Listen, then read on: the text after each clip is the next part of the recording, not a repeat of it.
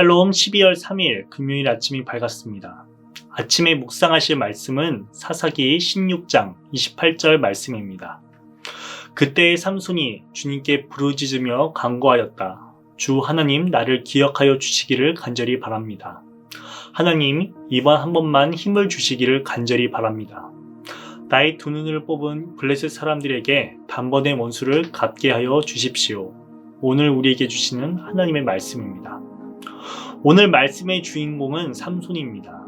오늘 말씀을 준비하면서 신학생 시절 동기들끼리 삼손에 대해서 이야기했던 기억이 떠올랐습니다. 교회 학교에서 삼손에 대해 설교하기가 매우 어렵다는 내용의 대화였습니다. 흔히 교회 학교에서 삼손이 힘이 센 영웅, 용맹한 용사로 묘사하고 설교하는데 본문을 자세히 들여다보면 그에게 본받을 수 있는 점을 찾기가 어렵다는 것입니다.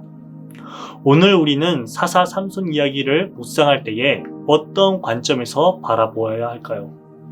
다들 아시다시피 사사 삼손은 성경에서 나오는 인물 중 가장 힘이 센 용사입니다. 그의 이름 삼손은 태양의 사람이라는 의미를 가지고 있습니다. 오늘 묵상 본문을 보면 블레셋 사람들이 하나님이 떠난 삼손을 잡아 그의 두 눈을 뽑는 벌을 내립니다. 그의 이름의 의미인 태양처럼 세상을 밝히고 자기 스스로를 빛이 되려는 삼손에게 짙은 어둠이 깔리게 된 것입니다. 삼손에게 있어서 눈은 매우 상징적입니다. 그 이전 14장 3절에 보면 블레셋 처녀 딥나를 보고 그 여자는 첫눈에 내 맘에 쏙 들었습니다 라고 고백합니다.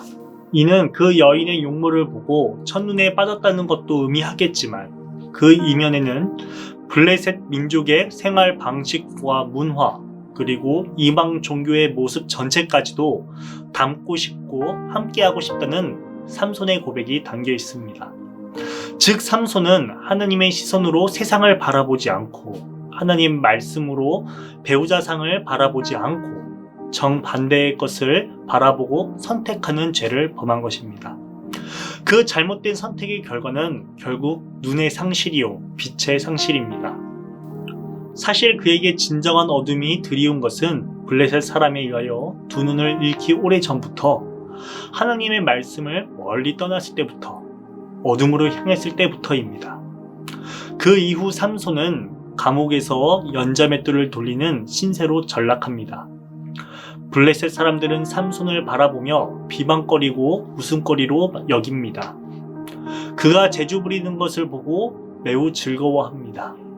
블레셋 사람들이 생각하기에 자신들이 가장 두려워하였던 존재가 감옥에서 두 눈이 뽑히고 머리카락이 잘려 나약해진 상태로 연자맷돌이나 돌리고 있으니 얼마나 통쾌했겠습니까? 이런 상황에 놓이게 되자 삼손은 하나님께 부르짖습니다. 주 하나님, 나를 기억하여 주시기를 간절히 바랍니다. 하나님, 이번 한 번만 힘을 주시기를 간절히 바랍니다. 나의 두 눈을 뽑은 블레셋 사람들에게 단번에 원수를 갚게 하여 주십시오. 사사였던 삼손이 하나님께 부르짖습니다. 여기서 주목해야 할 점은 이 기도가 하나님께 드리는 처음이자 마지막 간구라는 점입니다.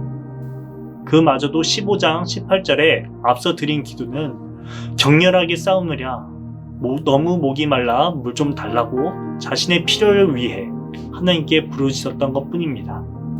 즉 어느 누구보다도 하나님 앞에 더 기도하고 간구하여야 할 사사인 삼손의 삶 속에 그리고 나시린의 삶 속에 하나님을 의지하는 신앙이 없었습니다.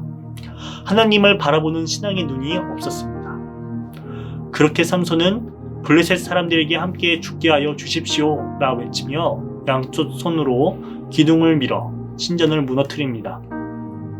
그 신전이 무너지면서 블레셋의 통치자들과 모든 백성이 돌더미에 깔렸으며 그렇게 죽은 사람이 삼손이 살아있을 때 죽인 사람들보다 더 많다고 기록하고 있습니다.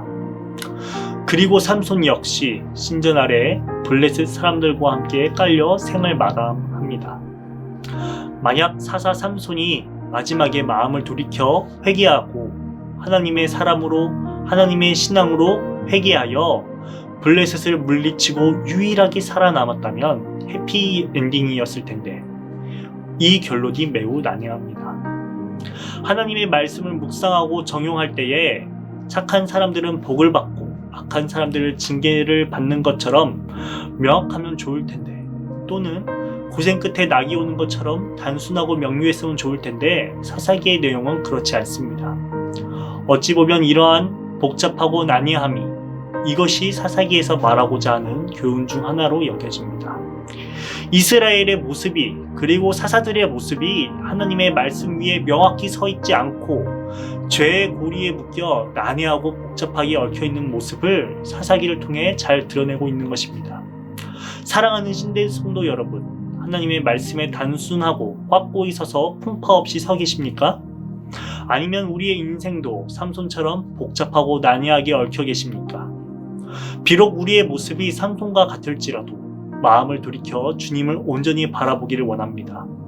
삼손의 기도를 들으시고 응답하시는 신실하신 하나님을 바라보며 삼손을 반면교사 삼아 생명의 길로 다시 향하길 결단하는 성도 되시기를 간절히 기도합니다.